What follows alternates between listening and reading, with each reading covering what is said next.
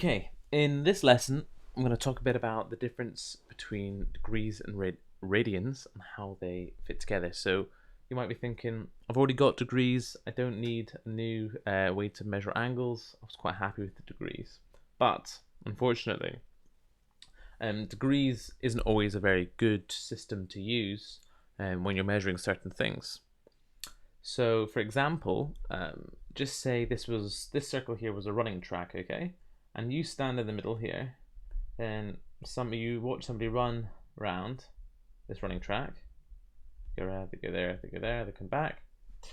Okay, so to you, you'd say, okay, well, they've traveled 160 degrees, okay? Because I was here, I looked all the way around, and they've gone 360 degrees back to where they were. But what if you weren't you and you were the person running? That person running, they don't really feel, they've not moved 360 degrees in their mind. They've moved around the track. So they've said, okay, I've ran here, I've ran there, I've ran there, I've ran there. Right? Whereas, so it doesn't really make sense when you're talking from the mover's point of view versus the observer's point of view. This is a thing you have to do in maths and science, is think about the observer and the mover. So over here, yeah, you can see it here. See? So you could say, okay, this here, the distance, the angle between these 2 points gives me a value in degrees, right? But really, you can also think about this in radians. Okay, so instead of thinking about it as the angle between 2 points, you're really thinking about, okay, well, it's the distance traveled along a curve. So radians really are a way to measure the distance traveled when you're talking about angular distance.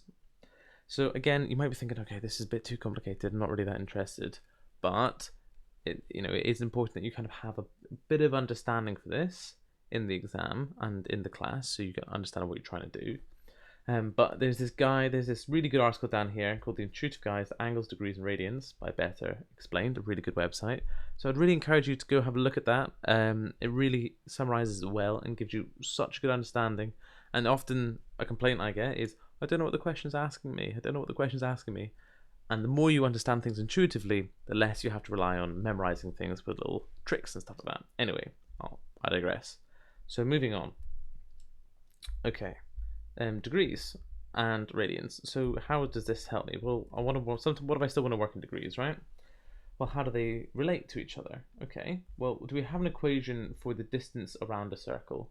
Well, the distance around a circle is the circumference, isn't it? So we know that circumference is equal to pi, 2 pi r. What am I about? Not, that's the area of a circle. 2 pi r, okay? And I don't think I actually said this before, but I'll say it now. The definition of a radian is when the arc length of a circle is the same as the length of the radius.